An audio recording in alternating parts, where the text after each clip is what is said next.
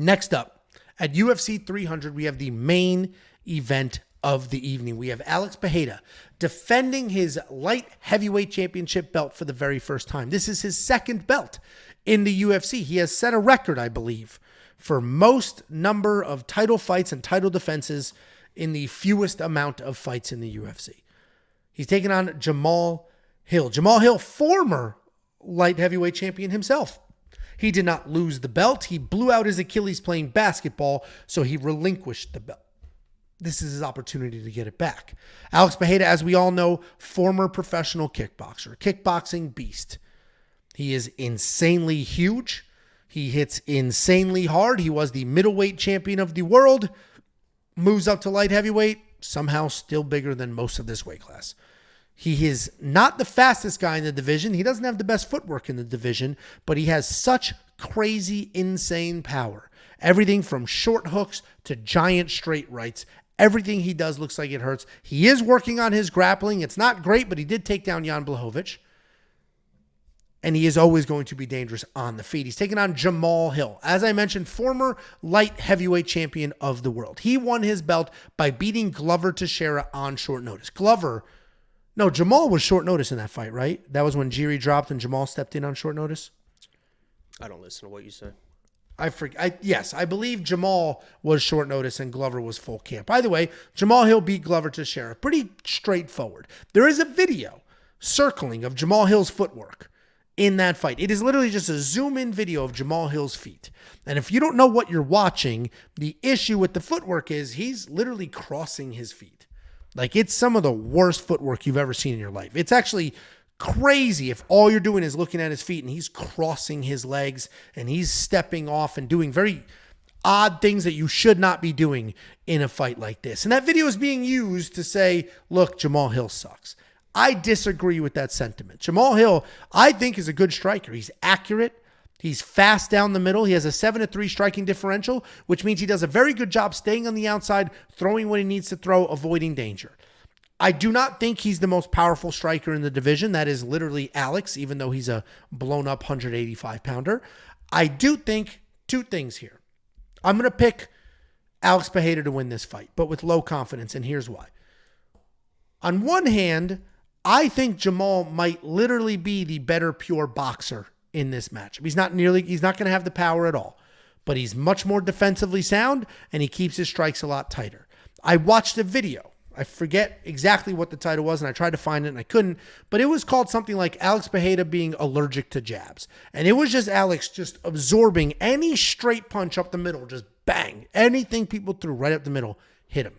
And that concerned me. I was like, holy shit, Jamahal Hill, that's exactly how Jamahal Hill throws strikes. But then I look at the Jamahal Hill situation. First of all, no offense, Jamahal, and I know you watched this because you clipped me breaking you down before and threw it on your Instagram. He's looking soft, like real soft. And he has been at multiple UFC events the last 6 months looking like fat as shit, honestly. And then when... Looks fine on the embedded. Well, then, but okay. So then they announced this fight. They announced that this was the main event. And Jamahal Hill said, yeah, they asked me the other day, and I said yes. So Jamahal Hill went from no fight, no conversations about fight, to the UFC 300 main event. And we're talking, this was announced in the last couple of months.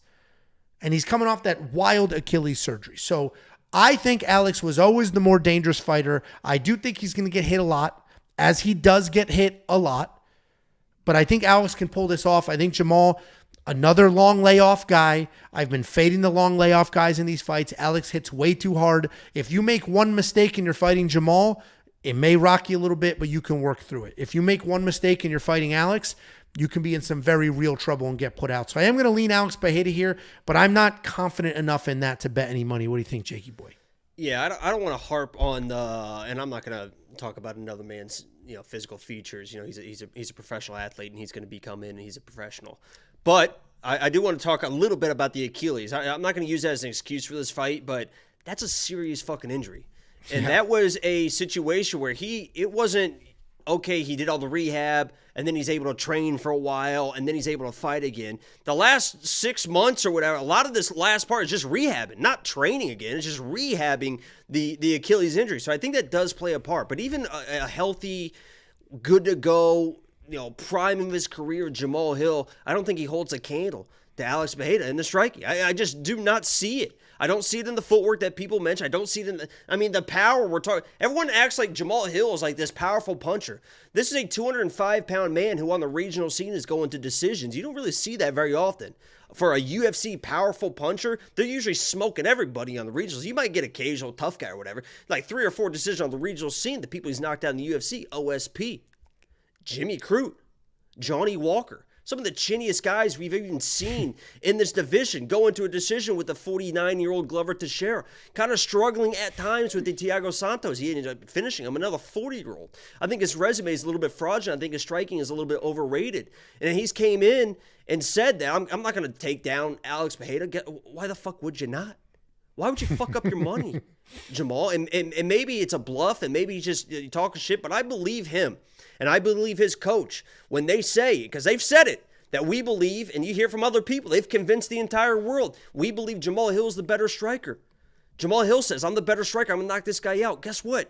You're just not. You're just not. This guy is a world-renowned kickboxer. And I know that the optics, right? You see the videos, Angelo, the guy fights like this, and you see him, he's back, and he's taking shots, and you see his hands up like this. The first time I saw Alex Pereira fight, I'm like, this is the guy?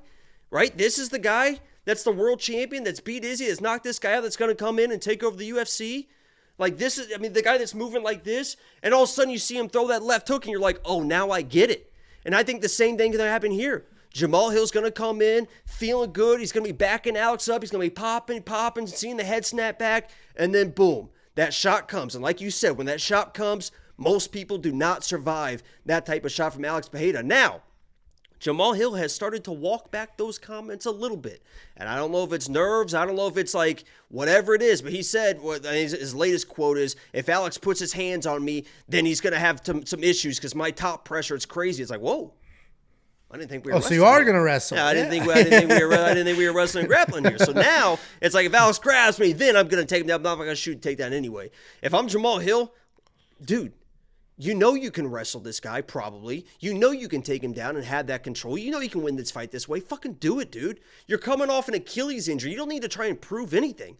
Let's get in there. Let's get the takedowns. Let's get the control. Let's win the belt. Let's make some fucking money, Jamal. But if he wants to fuck around and he really believes that he's the better striker and he's going to stand in front of this guy and he's going to have success until he doesn't, he's going to get put out. And I think that's what's going to happen. I think he really actually does believe he's a better striker, and he's going to he's going to be in some trouble like everyone else is. Sean Strickland did the same thing. I don't need to wrestle. I can strike with this guy. Yeah. Boom, here's a jab. Here's a jab. And Alex like, okay, here's the jab. Here's the jab. Whoop. And there it was. So I think the same thing happens to Jamal. It's just this overconfidence. It can really, what they say, what's the quote on The Office? The liquor of the fool, but the food of the, what is it about? Confidence, The Office. No. Oh, yeah. Vikram says it. The Office. Oh, yeah. Yeah. Vikram. That was a great confidence. It's the food of the wise man, but the liquor of the fool. There you go. Yeah. There you go. There's your quote. Listen, I want Alex Pereira to win. I love the mystery, the enigma. This guy just showed up. I would love for him to win, and then he does move up to heavyweight, because that was the rumor. The rumor for this card was that Alex Pereira was moving up to heavyweight to fight Tom Aspinall. Obviously, that didn't happen. We got this fight. But I am in the camp of, I think Jamal has the straighter, more accurate strikes, and I think he will land on Alex, because Alex does get hit. But I'm 100% in your camp with the Achilles is a very serious injury. Jamahal Hill was not in a training camp. He didn't know that this fight was even an option, and it was presented to him. I'm sure they paid him a fortune, and he took it. That is very different than my dream was to fight on UFC 300, and now I'm fighting on, that's an opportunistic fight, and you're crazy to not take it. He did the right thing, but I don't know if he's ready yet, and he's going to need that footwork. He's going to need every bit of mobility in his feet fighting Alex Pereira. $8,300 in DraftKings for Alex, $79 for Jamahal Hill. I think you're just going to have to pick your side. I think Alex is probably the better value at just a couple more dollars because of the power, because of what he's done to people and how he finishes them. Obviously, Izzy finished Alex, But that was just a phenomenal setup by Izzy. That's speed. And they fought 4 times. Yeah, that's more speed and precision. And people are going to say that, Izzy has no power. Izzy knocked out Robert Whitaker, Paulo Costa. He has power when he wants to throw it. Izzy's just typically a point fighter. But if he wants to sit on a punch, he can fucking knock anybody out. And he sat on that one. I mean, he fucking sat on that one because he was in trouble. Well, plus they fought 4 times. You just learn somebody's cadence at that point. So either way, Jacob and I always playing Pulsel. Jacob, he got his ass kicked. That's what happened. In big trouble. Yeah. Well, Jacob and I squarely on the same side of this. Well, not squarely. I'm a little lower confidence than he is, but we are on the same side of this fight, and we're on the same side of premium as well. So why don't you sign up, unlock the tools, the picks, the bets, the round line leans, and more for only $10 a month. I want to sincerely thank every single one of you. I think like the stream if you haven't already. I think we spiked at 900 something live viewers. Thank you all very much. That was an incredible boost. We do have this comment. Teep didn't see when I stood up, so I'm going to do that for you again real quick. You buffoon.